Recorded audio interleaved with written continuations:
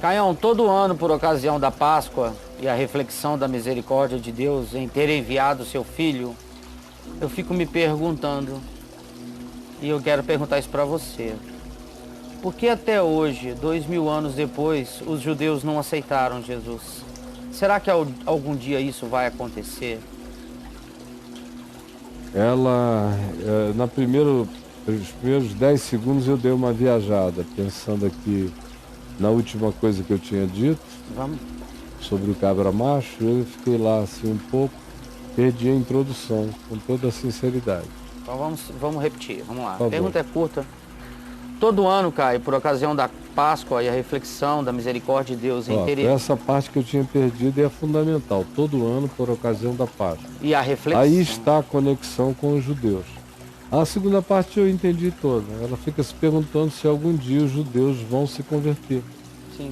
2000 anos depois. Dia? Mas ela tem especialmente essa provocação na época da Páscoa. Na época da Páscoa. Porque a Páscoa remete para um rito judaico, para o êxodo do povo de Israel. Certo. E para o que ficou instituído. E, sobretudo, porque o centro, o cerne da Páscoa é a redenção pelo sangue. A casa em cujo umbral houver o sangue aspergido desse cordeiro pascal, que era imolado dentro da casa para a festa pascal, para a celebração pascal, mas cujo sangue era aspergido nos umbrais da porta da casa. Naquela casa, os primogênitos não serão feridos, e naquela casa o anjo da destruição passará por cima. E isso foi lá no Egito. E aí, logo depois disso, vem aquela tristeza enorme, porque todos os primogênitos do Egito, onde não havia o sangue da aspersão, nos umbrais da porta da casa, os primogênitos morreram. Dos primogênitos dos animais até ao primogênito de Faraó, ao primogênito de Ramsés, lá no trono do Egito. Então foi grande o clamor e a angústia na terra. Foi quando o Faraó procurou a Moisés e disse: olha, tira esse povo daqui.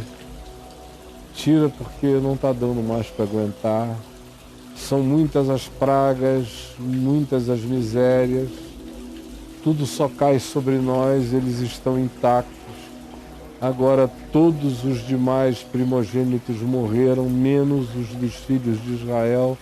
Saiam daqui o quanto antes que nós morramos, todos, e nos deixem em paz. Foi quando Moisés saiu com o povo, Faraó arrependeu-se de ter mandado embora aquela mão de obra escrava que já servia ao Egito há 430 anos, era praticamente um Brasil de existência, que estava sendo expulso do Egito.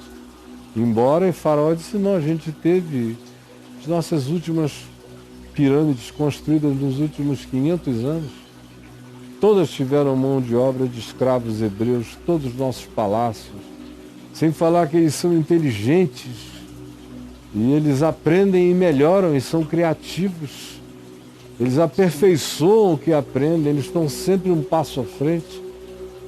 E eram nossos escravos, nossos robôs tecnológicos e operacionais de alta funcionalidade. Aí eles resolveram ir e parar a jornada de libertação, trazer todo mundo de volta para a escravidão. Aí começa o episódio do Mar Vermelho se abrir e tudo mais no livro de Êxodo, que começa nas pragas, e as pragas são concluídas pela Páscoa, pelo Cordeiro Pascal, pelo sangue imolado, pela preservação dos primogênitos, pela libertação do juízo, pela aspersão do sangue do Cordeiro.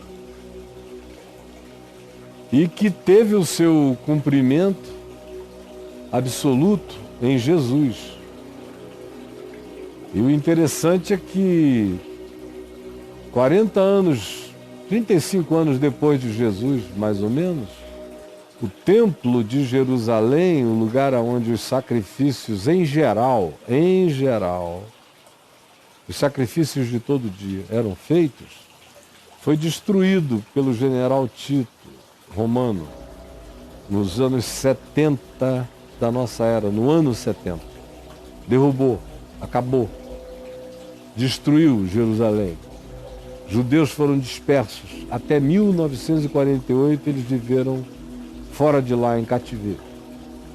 Ou por opção própria, vagando entre as nações da terra, como hebreus. Como andarilhos de lugar em lugar, botando suas raízes em muitos chãos e etnias da terra. Até que voltaram por causa da miséria do holocausto nazista do Hitler e daquela geração na Segunda Guerra Mundial. Pois bem, o interessante é que o templo foi destruído no ano 70 e os judeus nunca mais fizeram sacrifícios de animais. Tentaram ainda fazer um aqui, outro ali, mas não deu certo. Na consciência judaica, eles tinham para eles mesmos que só voltariam a fazer sacrifícios outra vez no templo, lá em Jerusalém, ao mesmo tempo que eles estão há quase 2000 anos sem fazer sacrifícios. Só fazem e só celebram a Páscoa em casa e com ritos cada vez menos sanguinolentos. Já tem até praticamente Páscoa vegana em Israel. Ah, já tem? Já. E templo, eles estão sem templo há quase 2000 anos.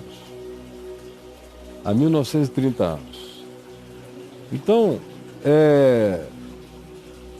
essa ideia toda que a gente tem como cristãos, da Páscoa judaica, é muito mais arraigada religiosamente em nós do que em boa parte do judaísmo ou dos judeus seculares em Israel, que usam a Páscoa como a gente usa o feriadão, qualquer feriadão. Claro que todas as famílias tratam a Páscoa mais ou menos como os americanos tratam o Dia de Ação de Graças. Os filhos vão para a casa dos pais, se reúnem, tem essa grande confraternização, mas já não tem mais essa empolgação pascal, a não ser na casa dos bem religiosos. Essa é a primeira coisa a ser dita sobre essa sequenciazinha. A segunda é a pergunta dela. Eu fico vendo, nasceu deles, a gente pensa, quando chega na Páscoa eu lembro de onde veio a história e eles não se convertem ao Cordeiro Pascal até hoje. Será que um dia se converterão? Bom, de acordo com as esperanças de Paulo, aqui em Romanos, nos capítulos 9 e 10 de Romanos, a esperança que Paulo manifesta é que haverá o dia, chegará o dia em que todo Israel, porque para Paulo hoje, o Israel judaico, o Israel do Benjamin Netanyahu, o Israel estatal, o Israel nacional, o Israel político, esse Israel, e como a cidade de Jerusalém, o Jerusalém político, a cidade de Jerusalém religiosa, Paulo não tinha nenhuma esperança nela.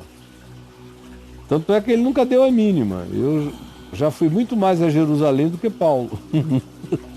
Sei. Eu fui muito mais. Você foi mais lá? Muito mais do que Paulo. E Paulo, depois que saiu, não voltou 2 vezes. Uma bem rapidinho e uma outra para se ferrar todo, ser preso e pronto. Então, eu fui mesmo tanto que ele. Ele foi. Não, ele vezes. passou um tempo estudando lá, aos pés de Gamaliel, Dali pra frente. Mas depois que ele se converteu, ele só voltou 2 vezes. Até morrer, nunca mais voltou. Então ele diz em Gálatas que aquela Jerusalém, que é essa Jerusalém física, carnal, política, religiosa, só gera para a escravidão. Só gera para a escravidão. Essa Jerusalém onde eles querem fazer o templo, lá em cima, na plataforma, tem que destruir as 2 sinagogas, que vai acabar produzindo guerras de escala mundial, que é uma Jerusalém mãe do Armagedon, mãe das guerras e mãe das disputas de ódio e de escravidão. É assim que Paulo vê em Gálatas, capítulo 4. Agora aqui em Romanos, ele começa a falar de Israel dentro de Israel, que são aqueles que são povo de Israel dentro da história de Israel, da geração dos israelitas, e que esses são de Deus. Ele diz, eu também sou um desses, eu sou um israelita, eu sou até mais, se for contar o pedigree. Eu sou um cristão. Então, assim como eu sou e tem gente que crê, tem gente que crê lá em Israel. Agora, a maioria está cega, Paulo diz. Como também o verdadeiro Israel de Deus, Paulo diz, não se confina ao DNA judaico. Sim. O verdadeiro Israel de Deus está presente no coração de todo aquele que crê em Jesus, com a fé de Abraão, que é aquela fé que crê no Deus que ressuscita os mortos. Em qualquer lugar da terra, esse se fez verdadeiro israelita, em qualquer lugar que viva, e qualquer que seja a etnia. Aí Paulo diz, enquanto o Israel dentro de Israel e o Israel fora de Israel creem sem consenso coletivo por parte do Israel segundo a carne, que é esse Israel carnal do Benjamin Netanyahu, que eu acabei de descrever, ele vem descrevendo aqui que isso era esperado, que a transferência da percepção da revelação fosse levada para outros povos, para outras nações, enquanto Israel ficasse endurecido, entorpecido, anestesiado mesmo, pelo excesso de religiosidade, sem nenhum entendimento, cegados pela lei, sem compreender a graça de Deus revelada em Jesus, e que o fim da lei é Cristo para a justiça de todo aquele que crê, e como isso cumpria as Escrituras, nas quais Deus dizia, revelei-me aos que não procuravam por mim, enquanto a Israel, ele diz, todo dia eu estendia as mãos a um povo rebelde de coração contradizente. De fora eu recebi acolhida, e aqui eu estendi a mão e o coração deles é duro. Então, a pergunta de Paulo é essa, dizendo, porventura isso não é coerente com tudo que se diz na Escritura, com toda a história de Israel? Israel nunca foi fácil, sempre foi dificílimo em relação a Deus, duro de coração. E aí o capítulo 11 continua falando desse endurecimento, até o dia em que ele diz que vai chegar a hora em que os corações vão se amolecer, porque ele diz, se nós que somos semelhantemente a uma oliveira braba, uma oliveira brava, uma oliveira inadequada, estranha, fomos enxertados na oliveira, simbolização e arquetipia da graça de Deus, da seiva do amor de Deus, nós, estranhos a isso tudo, fomos enxertados. Quanto mais não serão enxertados na sua própria oliveira aqueles que são ramos naturais dessa consciência. Então Paulo cria que chegaria a hora em que, apesar de todo esse entorpecimento, os judeus se acordariam. E ele diz, porque não quero, irmãos, que ignoreis este mistério. Capítulo 11, verso 25. Para que não sejais presumidos em vós mesmos, acerca do fato de que veio o endurecimento em parte a Israel, até que se complete o Aeon, o Zeitgeist, a plenitude dos gentios. E então, quando chegar nesse tempo, Israel vai abrir os olhos. Quando esse Aeon cessar, quando, como diz Isaías, essa era na qual o véu está cobrindo o entendimento das nações e de Israel, quando esse véu for retirado, Israel vai enxergar. Porque está escrito no verso 26 de Romanos 9, Virá de Sião um libertador, ele apartará de Jacó as iniquidades. Esta é a minha aliança com eles quando eu tirar os seus pecados. Quanto ao evangelho que a gente prega, que Paulo pregava, que eu prego aqui, eles são inimigos, Paulo diz, por vossa causa, dos gentios. Fato de que tem gente de fora de Israel crendo em Jesus, afeta-os numa psicologia coletiva que Paulo diz, produz endurecimento, enrijecimento neles. A conversão de gentios, de gente como eu, gera um enrijecimento que eles consideram a gente com acepção de pessoas, eles nos acham inferiores. E eles veem os inferiores cultuando e chamando de Deus um judeu a quem eles desprezaram, eles nos desprezam por causa de Jesus duplamente e desprezam a Jesus por causa da gente.